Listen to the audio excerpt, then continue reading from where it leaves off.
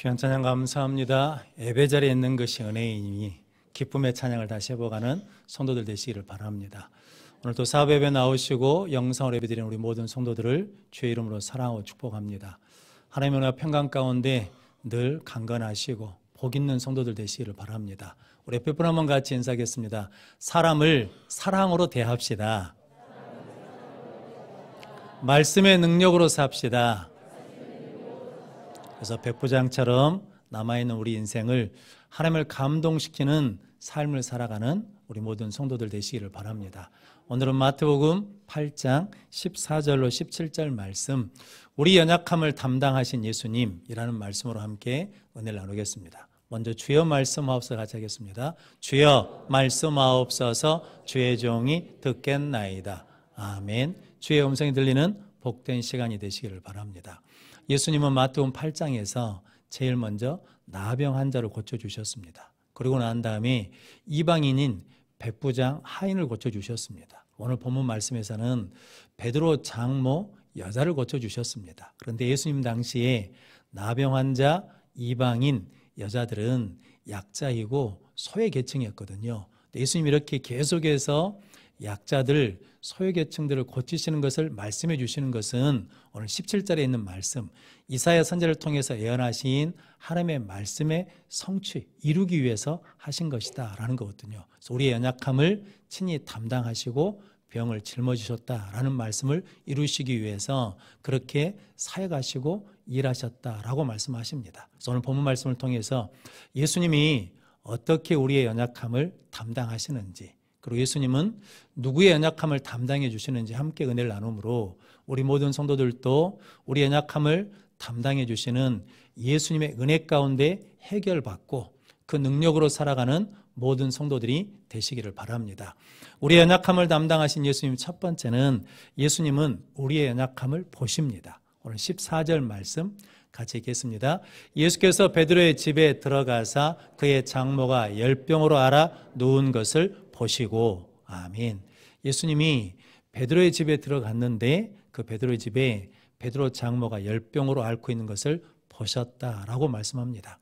즉 베드로는 결혼을 했다는 것이고 장모를 모시고 산다는 거거든요. 그런데 그 베드로 장모가 열병을 앓고 있다는 거거든요. 그런데 예수님은 그것을 보셨다라고 성경이 강조한 이유는 뭐 때문이냐면 히브리서 4장 15절 말씀 같이 읽겠습니다. 우리에게 있는 대제사장은 우리의 연약함을 동정하지 못하실 리가 아니요 모든 일에 우리와 똑같이 시험을 받으신 이로되 죄는 없으시니라. 아멘.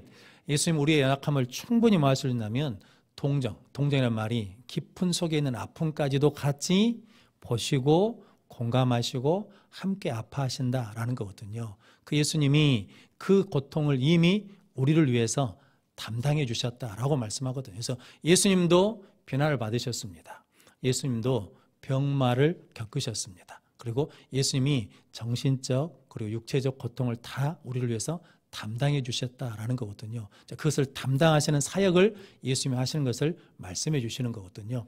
누가복음 22장 61절 말씀 같이 읽겠습니다. 주께서 돌이켜 베드로를 보시니 베드로가 주의 말씀 곧 오늘 닭 울기 전에 내가 3번 나를 부인하리라 하심이 생각나서, 아멘. 예수님께서 베드로에게, 제자들에게 내가 나중에 고난을 받을 것이다, 잡혀갈 것이다, 너희들이 나를 다 버리고 도망가리라 라고 할 때 베드로가 아닙니다 예수님, 다 도망칠지라도 나는 예수님을 버리지 않겠습니다 라고 할 때 예수님이 네가 닭 울기 전에 3번 나를 부인하리라 라고 말씀하셨거든요. 예수님이 실제로 잡혀가셔서 이제 신문 받으실 때 베드로가 멀찍이 따라가서 마당에 있다가 하인들의 말에 의해서 너는 예수와 함께 있는 사람이다 했더니 부인하고 3번째는 예수님을 저주하면서까지 부인하거든요. 그때 예수님께서 돌이켜서 베드로를 보셨습니다. 어떤 베드로냐면 당당했던 베드로가 아니라 당당하려고 했는데 연약함 때문에 무너져서 예수님을 부인한 그 베드로를 측은한 마음으로, 사랑하는 마음으로 바라봤더니 베드로가 뭐가 생각났냐면 예수님 나에게 말씀해 주신 말씀이 생각나서 밖에 나가서 심히 통곡함으로 나중에 부활하신 주님을 만나서 다시 회복되거든요. 예수님은 우리의 연약함을 보시고 그것을 이길 수 있는 말씀을 주시고 우리가 연약함을 보시고 그것을 해결할 수 있는 능력을 주신다라고 말씀하십니다. 그래서 창세기 22장에 보면 하나님께서 아브라함에게 독자 이삭을 번제로 드리라 그러거든요. 그래서 산에 올라가서 이삭을 묶어놓고 이제 칼로 내리치려고 할 때 하나님께서 아브라함아 아브라함 하시면서 부르시거든요. 네가 이제 나를 경외한 줄 알겠다라고 할 때 뭐가 보였냐면 숯불에 묶여있는 순양이 보였거든요. 그것을 갖다가 번제를 하나님께 드렸습니다. 그리고 난 다음에 그 제단 이름을 뭐라고 줬냐면 여호와 이레, 하나님이 준비하셨다라고 고백했거든요. 여호와 이레라고 할 때 이레라는 말이 원어적으로는 보다, 살피다, 바라보다라는 의미라는 거거든요. 그러니까 하나님이 아브라함에게 필요한 것이 무엇인지 보시고 살피시고 그 필요를 준비해 주셨다라는 의미가 여호와 이레거든요. 그래서 예수님이 보십니다. 우리 연약함을 보시고 해결할 수 있도록 준비해 주시거든요. 하나님이 우리를 보십니다. 그리고 하나님이 준비해 주십니다. 우리 모든 성도들이 이 여호와 이레의 복으로 살아가는 귀한 성도들 되시기를 바랍니다. 또한 하나님이 보신다 그러면 우리는 거룩함을 지킬 수 있고 믿음을 지킬 수 있습니다. 수도원 원장이 사랑하는 제자가 있었답니다. 그러니까 수도원에 있는 다른 제자들이 시기심이 생겼답니다. 그래서 수도원 원장이 그것을 알고 제자들을 불러놓고 살아있는 새를 한 마리씩 나눠줬답니다. 그리고 난 다음에 아무도 안 보는 곳에 가서 죽여가지고 와라라고 했더니 제자들이 어떻게 했겠습니까? 다 죽여가지고 왔답니다. 그런데 수도 원장이 사랑하는 그 제자는 산채로 가지고 왔대요. 그래서 수도 원장이 너는 왜 죽이지 않고 왔냐라고 했더니 선생님이 아무도 없는 곳에 가서 죽이라고 그랬는데 내가 아무도 없는 곳을 가도 거기에는 누가 계시냐면 하나님이 계시더라. 하나님이 보고 계셔서 죽이지 못했다라는 거거든요. 그래서 우리가 하나님이 보신다는 그 믿음이 있을 때 우리 믿음을 지킬 수 있고 우리가 승리할 수 있다라는 말씀입니다. 창세기 보면 요셉 이야기가 있지 않습니까? 요셉이 그런 믿음으로 산 사람이거든요. 형들에게 의해서 팔려서 보디발 집에 종으로 갔는데 거기서 성실이라니까 가정 총무로 세워줬습니다. 근데 보디발의 아내가 요셉의 용모가 아름다우니까 계속 날마다 유혹하거든요. 자자고. 그런데 요셉이 날마다 거절합니다. 그러면서 이렇게 말하거든요. 주인이 내게 금한 것이 없다는 거죠. 이 집에 금한 것이 없는데 금한 것은 당신뿐입니다. 왜냐하면 당신은 내 주인의 아내이기 때문입니다. 내가 어찌 악을 행하여 하나님께 죄를 짓겠습니까? 라면서 이겼다라고 말씀합니다. 성도 우리도 힘들고 어려운 삶 속에 있지만 하나님이 보신다라는 것을 믿고 고백하면 요셉처럼 믿음을 지키며 형통한 삶을 살게 될 줄로 믿습니다. 그래서 예수님이 우리 연약함을 보신 것은 연약함을 담당하셔서 그 연약함을 통해서 약함이 강함이 되게 하시기 위해서 주신 은혜거든요. 그럼 성도 여러분, 예수 안에서는 연약함이 부끄러움이 아닙니다. 연약함이 두려움이 아니거든요. 예수님께서 그것을 담당하셔서 그에게 그것을 통해서 은혜를 주시고 그것을 통해서 능력을 베풀어 주시기 때문에 저와 여러분들이 늘 하나님의 은혜 가운데 연약함을 가지고 아버지 앞에 나가는 성도들 되시기를 바랍니다. 그래서 욥기 11장 11절 말씀 같이 읽겠습니다. 하나님은 허망한 사람을 아시나니 악한 일은 상관하지 않으시는 듯 하나 다 보시느니라. 아멘. 하나님이 악한 일에 대해서 상관하지 않으신 것 같지만 뭐하고 계시다는 겁니까? 다 보고 계시다라는 거거든요. 우리의 연약함을 보십니다. 우리의 삶을 보십니다. 그럼 성도 여러분, 우리의 연약함을 담당하러 오신 예수님께 우리의 연약함을 내어드리고 그리고 그것을 통해서 새롭게 변화받고 힘을 얻는 우리 모든 성도들 되시기를 바랍니다. 또한 하나님이 보신다라는 믿음을 가지고 우리 믿음과 거룩함을 지킴으로 이 땅에서 거룩한 성도로 승리하시기를 바랍니다. 이 이야기가 마가복음, 누가복음에도 나오는데 마태복음에서는 예수님이 그냥 고쳐주신 것 같지만 마가복음, 누가복음에서는 거기에 함께 있던 사람들이 베드로 장모를 위해서 예수님께 구하거든요. 기도합니다. 즉 다른 말로 하자 그러면 우리가 기도하면 예수님의 시선이 우리에게 머문다는 거거든요. 기도하면 예수님의 시선을 붙들 수 있습니다. 예수님이 보시면 해결해 주시고 치료해 주실 줄로 믿습니다. 기도해서 예수님의 시선을 붙드는 복된 성도들 되시기를 바랍니다. 히스기야 왕 이야기가 있거든요. 열왕기하 20장에 보면 히스기야 왕이 병들어 죽어갑니다. 하나님 이사야 선지자를 보내서 사형 선고를 내리시거든요. 집을 정리해라. 네가 낫지 못하고 죽을 것이다 라고 하나님의 말씀하십니다. 그런데 히스기야는 벽을 향해서 여전히 기도하고 눈물로 기도합니다. 이사야 선지자 성을 나가기 전에 하나님께서 다시 돌아가라 그래가지고 히스기야 왕에게 3일 후에 건강해서 성전에 올라갈 것이고 그리고 15년 생명이 연장될 것인데 그 이유는 뭐 때문이냐면 하나님께서 당신의 기도를 들으시고 당신의 눈물을 보셨다라고 말씀하거든요. 우리가 기도하면 히스기야가 기도했더니 하나님께서 다시 히스기야를 뭐합니까? 바라보시는 거거든요. 그리고 난 다음에 병을 고쳐주시고 생명을 연장시켜 주셨습니다. 우리도 하나님 앞에 기도하면 하나님께서 다시 보시고 필요한 은혜를 허락해 주실 줄로 믿습니다. 그렇게 기도를 통해서 하나님의 시선, 예수님의 시선을 붙드는 복된 성도들 되시기를 바랍니다. 또한 그 당시 예수님 당시에 열병이 걸렸다는 것은 그 당시는 그렇게 여겼답니다. 뭐냐면 귀신이 공격해서 열병이 걸렸다. 귀신 들려서 열병이 들렸다라고 생각했다라는 거거든요. 그런데 예수님은 그의 손을 뭐 했습니까? 오늘 17절, 15절 말씀해 보니까 그의 손을 만지니 열병이 떠나가고 여인이 일어나서 예수님께 수종들었다라고 말씀합니다. 귀신 들린 사람이기 때문에 다 멀리하고 손대지 않거든요. 그래서 누가복음에서는 예수님께서 가까이 서셔서 열병을 꾸주십니다. 그래서 열병이 떠나가거든요. 그런데 예수님이 그 손을 만졌더니 그 여인이 낫고 예수님께 수종들었다라고 말씀하거든요. 성도 여러분, 예수님의 따뜻한 손길을 느껴보신 적이 있으십니까? 저는 이제 그런 경험이 좀 이제 사람을 통해서 느껴본 적이 있거든요. 제가 피부병을 앓게 되었습니다. 그래서 시내에 피부병 갔는데 다리에 좀 심했거든요. 그런데 낫지를 않는 겁니다. 교회 장로님 한 분이 여서동 무슨 피부과에 가면 거기 잘 본다고 가보라고 그러더라고요. 갔거든요. 그래서 증상을 말했더니 발을 한번 보재요. 다른 병원의 의사들은 발을 보기만 했거든요. 눈으로 보기만 했습니다. 근데 그 의사는 양발을 벗으니까 제 다리를 덕섭 잡더라고요. 그런데 너무 고마운 거예요. 아, 이 의사가 환자를 이렇게 사랑해 주는구나 라는 마음이 드니까 마음이 평안해지고 의사가 신뢰가 되더라고요. 그래가지고 나았습니다. 제가 피부병이 생기면 항상 어디로 가겠습니까? 다른 데 안 갑니다. 그리만 가거든요. 그런 것처럼 베드로 장모도 열병은 전염병처럼 여겨서 누가 만지질 않거든요. 근데 예수님 와서 탁 만질 때 그 감정이 어쩌겠습니까? 아, 이분이 나를 사랑해 주시는구나. 나를 귀하게 아껴 주시는구나. 라고 하는 신뢰가 생기고 믿음이 생기니까 그 나은 다음에 예수를 섬겼다라고 하거든요. 이 말의 의미는 뭐냐면 베드로가 집에 있을 때 예수님이 집에 올 때 누구로 왔냐면 사위의 예수님으로 왔거든요.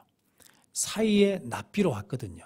사위의 구원자로 왔거든요. 나하고는 상관이 없는 사람이었거든요. 근데 그 일이 있고 난 다음에 베드로 장모는 나의 예수님, 나의 구원자로 고백하게 됐다라는 거거든요. 성도 여러분, 저 여러분들에게도 이 은혜가 있으시기를 바랍니다.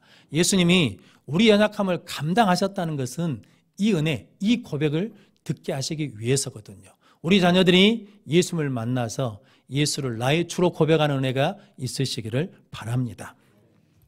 요한복음 4장 41절 42절 말씀 같이 읽겠습니다. 예수의 말씀으로 말미암아 믿는 자가 더욱 많아 그 여자에게 말하되 이제 우리가 믿는 것은 내 말로 인함이 아니니 이는 우리가 친히 듣고 그가 참으로 세상의 구주신 줄 알미라 하였더라. 아멘.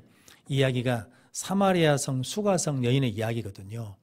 수가성 여인이 우물가에서 예수님을 만나고 난 다음에 동네에 들어가서 그리스도를 만났다고 전합니다. 그러자 사마리아 사람들이 예수를 믿거든요. 예수님 이틀을 더 유하십니다. 그리고 말씀을 가르쳤더니 그 말씀을 듣고 믿는 사람이 많았다는 거거든요. 그런데 그들이 말하기를 우리가 이제는 우리가 믿는 것은 네 말을 듣고 믿는 것이 아니라 우리가 친히 듣고 믿는 것이다 라고 말씀하거든요. 전에는 목사가 말해서 믿었어요. 그런데 이제는 내가 예수님을 만나서 예수님을 체험해서 믿게 됐다라는 거거든요. 성도 여러분, 여러분들이 이 은혜를 있으시기를 바랍니다. 그러면 그 동네 사람들, 그리고 베드로 장모는 나의 예수님으로 고백하면 어떤 어려움이 있어도 어떤 역경이 있어도 믿음을 버리지 않죠. 왜냐하면 내가 누구를 만났으니까. 내가 만난 예수님을 나의 예수로 고백하기 때문이거든요. 그래서 우리 기도해야 됩니다. 이번에 뉴스에 이태원 사고가 있지 않았습니까? 근데 거기에 다 10대, 20대거든요. 우리 자식들입니다. 근데 그들이 누구를 고백해야, 예수를 나의 주로 고백해야 영적 분별을 가지고 승리할 수 있거든요. 여러분들이 그 일을 위해서 우리 연약함을 담당하게 오신 예수님 앞에 나와 만남으로 나의 예수님으로 고백하고 기도함으로 예수님의 시선을 붙들어서 승리하는 우리 모든 성도들 되시기를 바랍니다. 우리 연약함을 담당하신 예수님, 두 번째는 예수님은 간절한 자를 고치십니다. 오늘 16절 말씀 같이 읽겠습니다. 저물매 사람들이 귀신 들린 자를 많이 데리고 예수께 오거늘 예수께서 말씀으로 귀신들을 쫓아내시고 병든 자들을 다 고치시니 아멘. 이 저물매라는 말씀은 지금 이 사건이 안식일에 일어나는 사건이거든요. 그러니까 사람들이 예수님께 고침받기 위해서 귀신 들린 사람도 병든 사람도 데려오고 싶은데 안식일에 걸려서 데려올 수가 없거든요. 안식일은 많이 걸을 수도 없고 안식일에 병을 고칠 수가 없거든요. 그래서 저물었다는 것은 안식일이 끝난 시간이거든요. 오후 6시. 그러니까 사람들이 무엇을 기다리고 있냐면 안식일이 끝날 시간을 기다리고 있었다라는 거거든요. 어떻게 기다렸냐면 사모함으로 간절함으로 기다렸다가 그 시간이 딱 되니까 많은 사람들이 귀신 들린 사람을 데리고 왔더니 예수님께서 말씀으로 귀신을 쫓아내 주시고 모든 병자를 고쳐주셨다라고 말씀합니다. 저물었다는 것은 예수님도 피곤하실 수 있지 않겠습니까? 그런데 예수님은 그 사람들을 물리치지 않고 다 받으셨다라고 말씀합니다. 누가복음에서는 뭐라고 말씀하시냐면 일일이 그들에게 손을 얹어서 고치셨다라고 말씀하거든요. 예수님 앞에 나온 모든 사람들을 고쳐주셨습니다. 우리도 예수님 앞에 나가면 예수님께서 이렇게 고쳐주실 줄로 믿습니다. 그런데 어떻게 나가야 된다는 겁니까? 사모하는 마음으로, 간절한 마음으로 예수께 나가야 된다라고 말씀하십니다. 마태복음 20장에 보면 예수님께서 제자들과 함께 여리고를 떠나가시거든요. 그러니까 여리고에서 이제 밖으로 나가십니다. 그런데 많은 무리가 따르거든요. 길가에 맹인 두 사람이 앉았다가 예수가 지나간다는 소식을 듣고 소리를 지릅니다. 주여, 우리를 불쌍히 여기소서 다윗의 자손이여. 그랬더니 따르던 무리들이 시끄럽다고 잠잠하라고 그러거든요. 그러자 맹인 두 사람이 더욱 소리를 질러서 주여, 우리를 불쌍히 여기소서 다윗의 자손이여라고 했더니 마태복음 20장 32절 말씀 같이 읽겠습니다. 예수께서 머물러 서서 그들을 불러 이르시되 너희에게 무엇을 하여 주기를 원하느냐. 아멘. 예수님 지금 걸어가시는데 이 두 맹인이 조용하라고 해도 더 소리 질러서 더 간절한 마음으로 예수님을 불렀더니 걸어가던 예수님이 멈춰 서셨다는 거죠. 그리고 묻는 거거든요. 너에게 무엇하여 주기를 원하느냐. 눈뜨기를 원합니다. 예수님이 불쌍히 여기는 마음으로 만져주셨더니 그들이 눈을 떠서 예수를 따르게 됐다라고 말씀합니다. 성도 여러분, 우리도 간절한 믿음으로 예수님을 찾으면, 부르짖으면 예수님의 발걸음을 멈추시고 우리에게 찾아와 주실 줄로 믿습니다. 제비 어미가 새끼를 낳으면 이제 먹이를 가서 구해가지고 새끼들을 먹이면 그 새끼들 앞에 오면 새끼들이 막 서로 달라고 입을 벌리지 않습니까? 그런데 저는 항상 궁금했습니다. 이 어미는 어떻게 먹은 새끼와 안 먹은 새끼를 알까? 어떻게 준 것과 안 준 순서를 알까? 그랬는데 조류학자들이 이 입에 크게 벌린 애부터 준다는 거거든요. 왜냐하면 조류는 새는 음식에 위가 차잖아요. 위에 음식이 차면 입을 크게 벌릴 수 없답니다. 그러니까 배부른 애들은 크게 못 벌려요. 그러니까 배고픈 애들이 배고프다고 막 입을 쫙쫙 벌리면서 달라는 거거든요. 그러면 개부터 전다라는 거거든요. 성경에도 똑같은 말씀이 있습니다. 시편 81편 10절 말씀에 나는 너희를 애굽 땅에서 인도하는 내 하나님 여호와라. 내 입을 넓게 열라. 내가 채우리라 라고 말씀하거든요. 근데 누가 입을 넓게 열겠습니까? 간절한 사람, 사모한 사람, 아직도 갈급한 사람이 입을 넓게 열면 채워주신다고 그러는데 이스라엘 백성들이 하나님의 말씀을 듣지 않는다라는 거거든요. 그럼 성도 여러분, 우리 기도해야 됩니다. 무엇을 달라고? 하나님, 간절한 마음 주십시오. 간절한 믿음 주십시오. 하나님께 간절히 부르짖을 수 있는 은혜를 주십시오라고 해서 하나님 앞에, 예수님 앞에 간절히 부르짖어서 하나님이 채워주시는 은혜를 누리는 우리 모든 성도들 되시기를 바랍니다. 예수님도 이렇게 기도하셨거든요. 누가복음 22장 44절 말씀 같이 읽겠습니다. 예수께서 힘쓰고 애써 더욱 간절히 기도하시더니 땀이 땅에 떨어지는 핏방울같이 되더라. 아멘. 예수님이 겟세마네 동산에서 힘쓰고 애써 더욱 간절히 기도했다라는 거거든요. 기도가 힘들거든요. 그러면 갈수록 지칠 수 있는데 예수님은 애쓰고 힘써 더욱 간절히 기도했다라는 거죠. 그래서 십자가를 감당하십니다. 십자가 수리죄를 위해서 죽으시고 부활하셔서 죄와 사망의 권세를 이기셨습니다. 성도 여러분, 우리도 하나님 앞에 간절한 마음으로 더욱 간절히 기도하면 지금의 상황에서 일어나는 부활의 능력을 가지고 승리할 줄로 믿습니다. 그렇게 간절함으로 하나님께 나가고 간절함으로 예수를 찾는 우리 모든 성도들 되시기를 바랍니다. 마가복음 5장에 보면 12의 혈류증 앓는 여인이 있거든요. 마가복음 5장 25절 26절 말씀 같이 읽겠습니다. 12회를 혈류증으로 앓아온 한 여자가 있어 많은 의사에게 많은 괴로움을 받았고 가진 것도 다 허비하였으되 아무 효용도 없고 도리어 더 중하여졌던 차에. 아멘. 12년 동안 혈류증을 앓는데 점점 나아진 것이 아니라 점점 더 힘들어졌습니다. 그래서 있는 것도 다 허비하게 됐습니다. 그리고 아무 효용이 없어서 병도 더 중해졌거든요. 실은 절망 중에 절망이거든요. 그런데 이 12의 혈류증 앓는 여인이 예수 소문을 듣습니다. 그러고 나서 무리 가운데 가서 예수의 옷자락만 만져도 낫겠다라는 생각과 믿음을 갖게 되는 거거든요. 성도 여러분, 12년 동안 계속해서 내리막길인데 어떻게 그런 마음이 생기냐는 거죠. 어쩌면 예수 이름 때문이거든요. 예수 소문을 들으니까 살고 싶은 생의 욕구가 생겼어요.